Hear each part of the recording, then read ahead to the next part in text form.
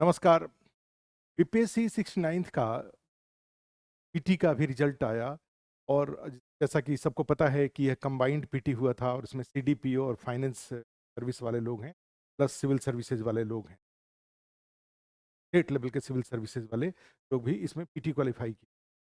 अभी जो तीनों एग्जाम के लिए जो मेंस का जीएस का पेपर होगा, में जैसा कि सबको पता है कि करंट अफेयर्स का एक सेक्शन होता है। जीएस पेपर वन में करंट अफेयर्स का सेक्शन होगा, हिस्ट्री, कल्चर, डेटा इंटरप्रिटेशन के साथ।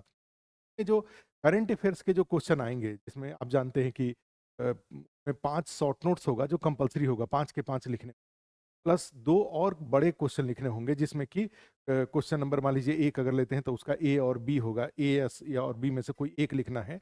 और फिर दूसरा जो क्वेश्चन होगा उसमें भी 2 क्वेश्चन होंगे, उसमें से एक लिखना होगा। ऐसी स्थिति में जो टोटल करंट अफेयर्स के क्वेश्चन बनते हैं वो ऑलमोस्ट 7 बनेंगे। 5 शॉर्ट नोट्स होगा जिसका कि आंसर आपको 80 से 100 शब्द के बीच में लिखना होगा, इससे ज़्यादा नहीं लिखेंगे।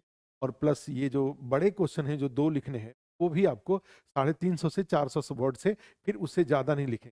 350 से 400 वर्ड में, और उससे भी कम अगर लिखते हैं तो और अच्छी बात है। और कम लिखने के लिए फिर आपको डायग्राम यूज करना पड़ेगा हर टॉपिक से रिलेटेड। तो फिर पेज, जैसे 5 पेज की बात करें तो करीब 4 साढ़े 4 पेज के आसपास का मैटर बनता है। तो 4 पेज के आसपास का जो करंट अफेयर्स का बड़ा वाला क्वेश्चन, और एक एक पेज का, 1 पेज या इवन 1 पेज से 3/4 पेज का शॉर्ट नोट्स। तो 3/4 पेज के शॉर्ट नोट्स तो 15 पेज ये ऑलमोस्ट हो जाएंगे।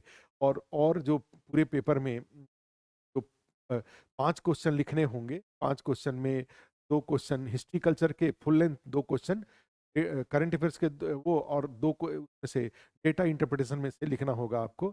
एक शॉर्ट नोट्स का है और दूसरा फिर वो उसके बड़े वाले क्वेश्चन तरीके से। तो आपको 4 पेज के आसपास से लेके अगर चलते हैं, एवरेज करीब 32 पेज के आसपास हो जाता है।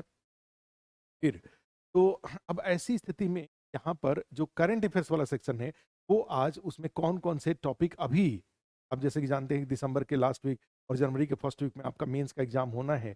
तो ऐसी स्थिति में जीएस पेपर 1 के करंट अफेयर्स में कौन-कौन से टॉपिक इम्पोर्टेंट हैं शॉर्ट नोट्स और फुल लेंथ के लिए, ये मैं आज डिस्कस करने जा रहा हूँ। और इसमें से अभी जो टॉपिक है, अब नेक्स्ट अगर 1 डेढ़ महीने के अंदर में कोई टॉपिक इमर्ज करता है, अगर बड़ा कोई टॉपिक बिहार लेवल पे या नेशनल लेवल पे या इंटरनेशनल लेवल पे, तो यहाँ पे जो टॉपिक्स है उसको हमने 3 पार्ट में बांट रखा है। एक पार्ट है उसका इंटरनेशनल इश्यूज, दूसरा है नेशनल इश्यूज, और तीसरा है बिहार से रिलेटेड। ठीक है। तो ऐसी स्थिति में जो आप अगर इसका जो लिस्ट देखें, तो हमने जैसे पहले भी डिस्कस किया था, इसके पहले पीटी का जब रिजल्ट आया था, कि इस तरह का टॉपिक वाइज हम लिस्ट आपको बताएंगे कि कहाँ कहाँ से क्वेश्चन बनने के चांसेज हैं।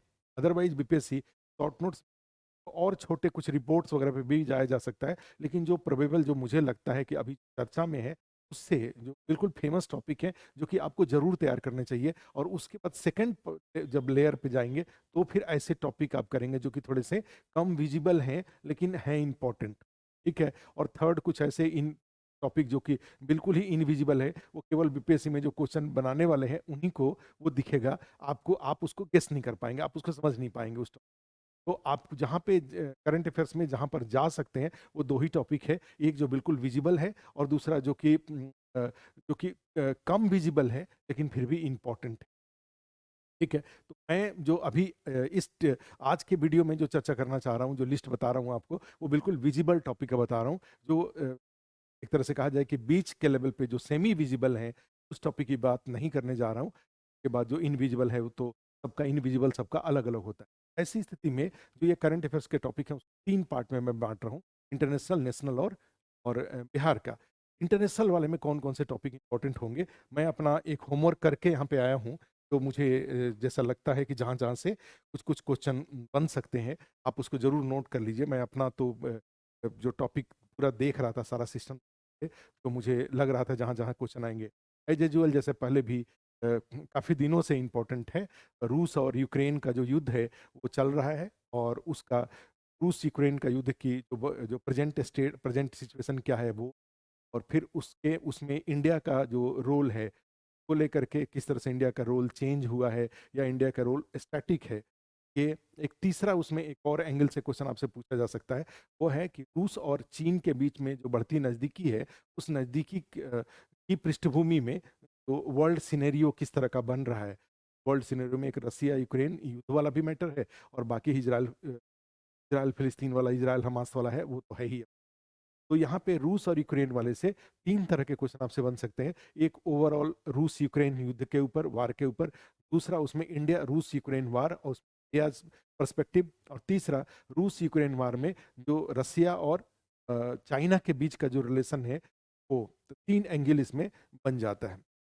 जो दूसरा टॉपिक है जो कि सब लोग जानते हैं कि बड़ी ही चर्चा में है, और बीपीएससी में निश्चित रूप से कोई ना कोई उस पर या तो शॉर्ट नोट्स या फुल लेंथ क्वेश्चन जरूर आएगा। वो होगा इजराइल हमास के बीच में जो युद्ध चल रहा है।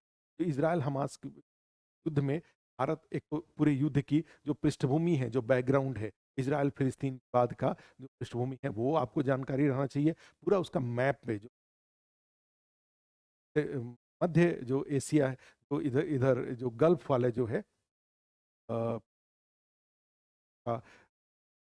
जो जो भी अरबियन कंट्रीज हैं, वो अरबियन कंट्रीज का पूरा आपको एक मैप लेके रखना पड़ेगा, और उस मैप में इजराइल फिलिस्तीन को आपको दिखाना पड़ेगा, और दिखा करके उसका एक हिस्टोरिकल बैकग्राउंड के साथ साथ प्रेजेंट जो सिचुएशन है वो, और फिर उसका इजराइल के द्वारा हमास का इजराइल पर हमला, और इजराइल का फिर उसके बाद हमला, और फिर उस हमले का किस तरह से जो लेबनान वाला पार्ट है, या किस तरह से उसका जो और एक सीरिया में जो अमेरिकी जो सेंटर्स हैं उसके ऊपर जो हमले वगैरह हो रहे हैं उसको लेकर के, तो किस तरह से वो जो गल्फ वाला जो एरिया, जो खाड़ी के देश हैं या जो अरबियन कंट्रीज हैं जो आसपास में है, उसमें किस तरह से ये एक सिचुएशन चैलेंज बन के उभरा हुआ है। तो एक पूरे चैलेंज का एक टॉपिक आपके पास मैप बना के सारे एंगल को आपको तैयारी कर लेना चाहिए, और उसमें इंडिया पर्सपेक्टिव क्या है, हमारा गवर्नमेंट ऑफ इंडिया का पहले से क्या रहा है, और अभी गवर्नमेंट ये जो चल रहा है इंडिया का क्या स्टैंड रहा है को लेकर के।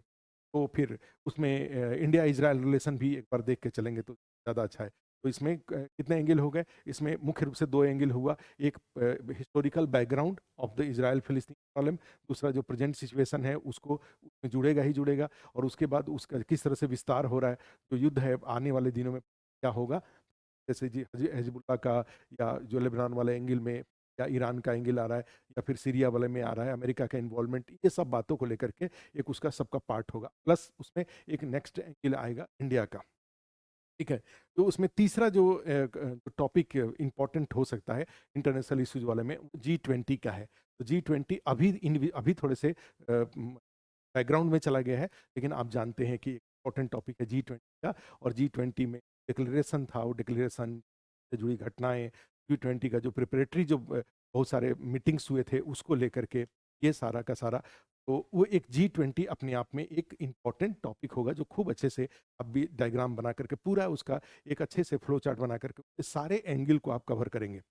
उसके साथ साथ G20 में के साथ ही जाएंगे तो एक और टॉपिक जो चर्चा में आता है वो है कि भारत सेमीकोलन दे करके ग्लोबल साउथ की का एक तरह से ग्लोबल साउथ का एक वो बना हुआ है, केस बन गया है, या आवाज बना हुआ है, ग्लोबल साउथ का आवाज किस तरह से है। तो ये भी एक इंपॉर्टेंट टॉपिक इंडिया का G20 के पर्सपेक्टिव में भी है, प्लस सेपरेटली।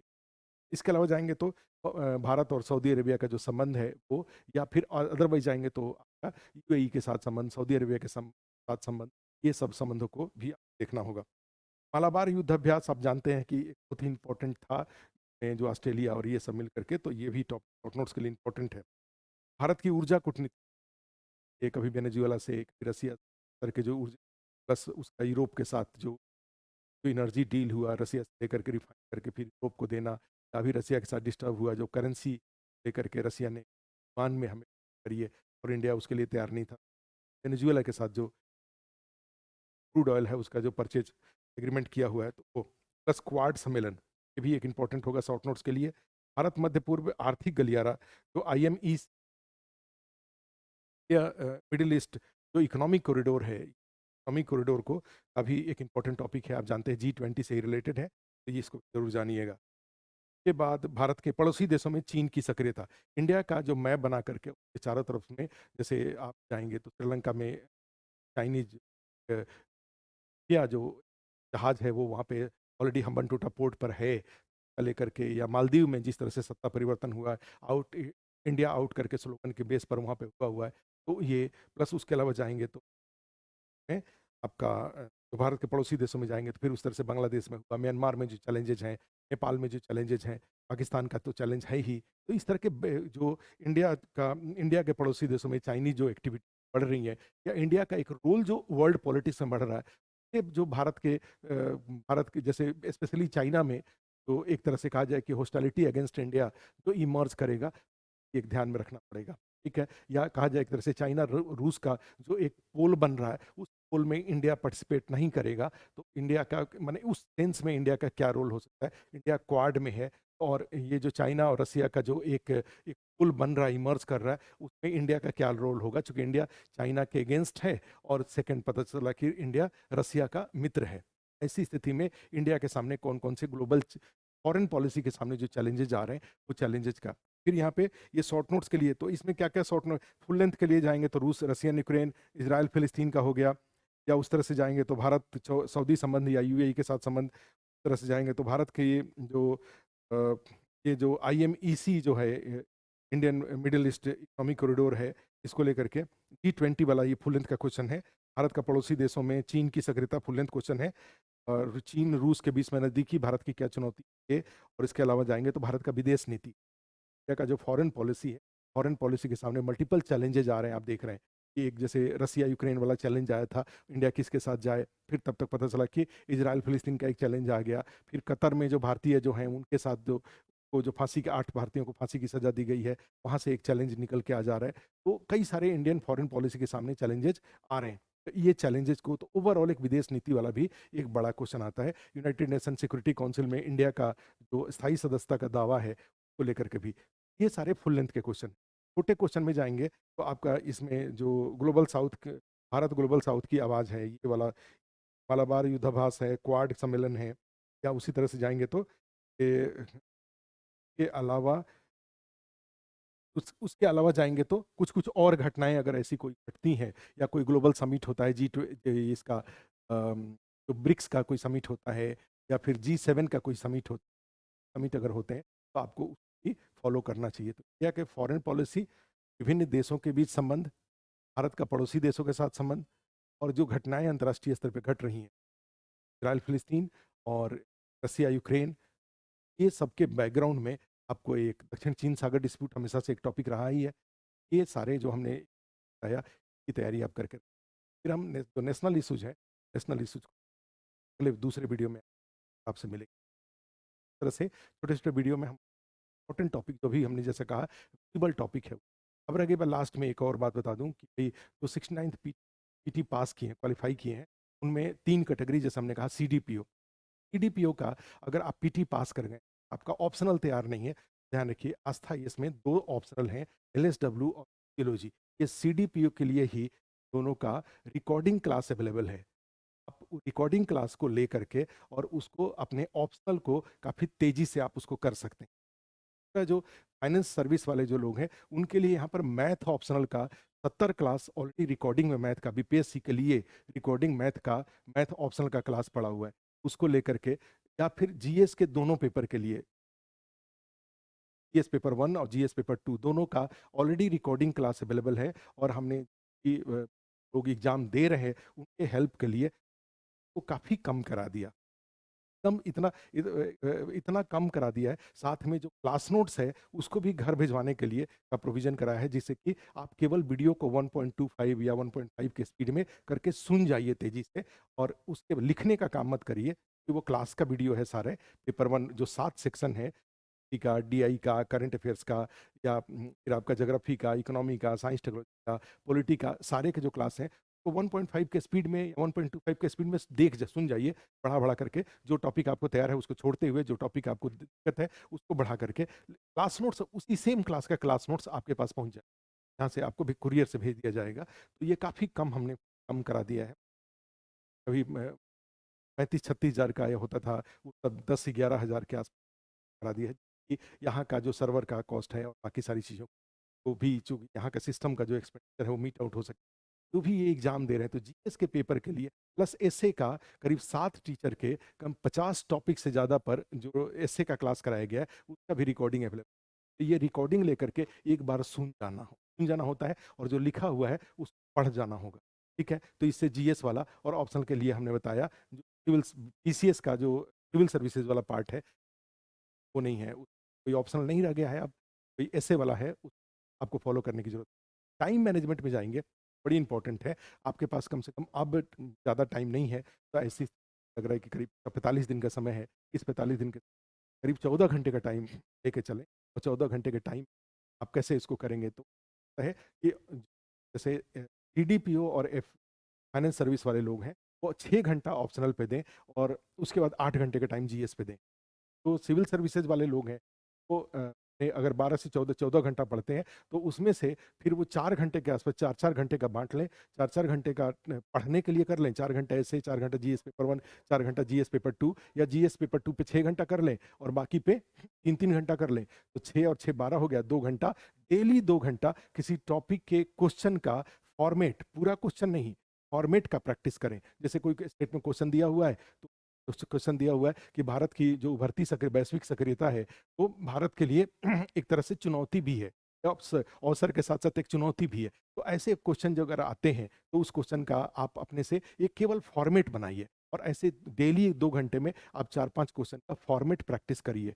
12 घंटे की पढ़ाई और 2 घंटे का अगर क्वेश्चन आंसर फॉर्मेट पर अगर काम करते हैं, रहेगा। मैंने जो पेपर, ये जो टॉपिक आपको बताया, ये सारे टॉपिक करंट अफेयर्स का, ये यहाँ अस्थाई में जो ये टेस्ट हुआ पड़ा है, यहाँ पे करंट अफेयर्स का जो टेस्ट हुआ है, प्लस जीएस पेपर वर्क का, क्योंकि अस्थाई में फुल टेस्ट हो रहे हैं, जीएस पेपर 1, जीएस पेपर 2 के ही फुल टेस्ट अब आगे कंटिन्यू चलेंगे, और प्लस एसए का संडे का संडे होता है, प्लस वीक में भी, वीक में वेंसडे को शायद शेड्यूल का पार्ट है, सब मिला करके 69th के 3 तरह के जो रिजल्ट आए हैं, सबके लिए यहाँ पे विंडो सोल्यूशन हम लोग दे रहे हैं।